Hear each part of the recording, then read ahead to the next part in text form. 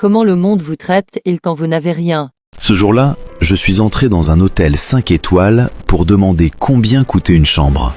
Et dans ma vieille valise cassée, il y avait 1 million de dollars en liquide.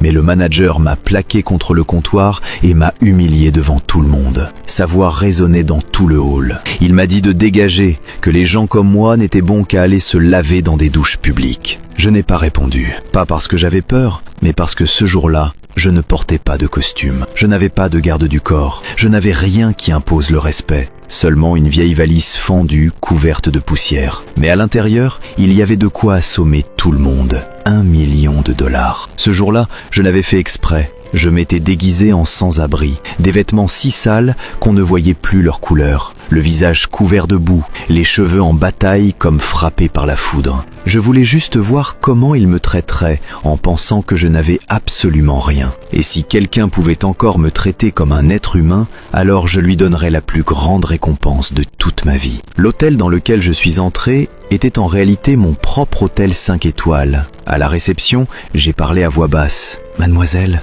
je voudrais louer une chambre, la moins chère possible. » Elle a été surprise par mon apparence, mais je le voyais clairement dans ses yeux. Il n'y avait ni mépris, ni impatience. Je lui ai demandé prudemment, avec mon état, est-ce que je peux vraiment rester dans un endroit aussi beau? Elle a répondu doucement, bien sûr monsieur, entrez, mettez-vous à l'aise. Je lui ai ensuite demandé combien coûtait la chambre la moins chère. Elle m'a répondu 800 dollars la nuit monsieur. J'ai souri amèrement et j'ai dit, je n'ai pas autant. Je n'ai que 10 dollars. Même une toute petite chambre ferait l'affaire, ou même un matelas par terre. Cela fait 30 jours que je n'ai pas dormi dans un lit. Je veux juste prendre une douche, me nettoyer, trouver un travail, sortir de cette vie. Avec mon apparence actuelle, je ne peux même pas entrer dans une entreprise. Elle a compris mon histoire. Son regard est devenu plus doux. Elle allait dire quelque chose quand soudain, le manager est arrivé. Il m'a violemment repoussé contre le comptoir en hurlant au point que tout le hall s'est tu. « Dégage, espèce de clochard! Tu n'as même pas de quoi laisser un pourboire et tu oses entrer dans un hôtel de luxe? Des gens comme toi polluent l'air rien qu'en restant à la porte. » Autour de nous,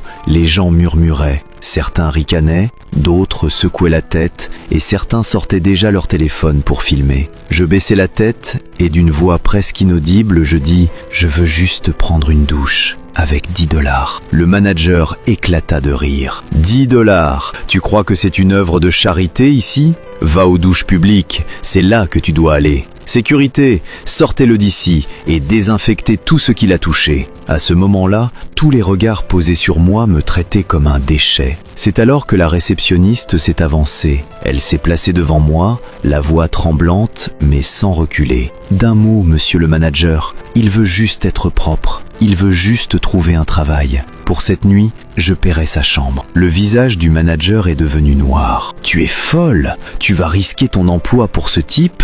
S'il reste, tu paieras 3 fois le prix et oublie ton salaire ce mois-ci. Ses mains tremblaient, mais elle a quand même saisi mes informations dans le système en essayant de sourire. « N'ayez pas peur, monsieur. Ce soir, vous aurez un lit. Je m'en sortirai. » J'avais la gorge serrée. J'ai murmuré « Merci. Que Dieu vous bénisse. » Elle m'a accompagné jusqu'à la chambre et m'a donné une serviette. « Reposez-vous bien, monsieur. Demain sera différent. » Quand la porte s'est refermée, j'ai sorti mon téléphone et composé un numéro. « Demain matin, à 10h, viens me voir. » Ce qui s'est passé ensuite, ceux qui savent, savent. Si tu veux la suite, écris partie 2 dans les commentaires.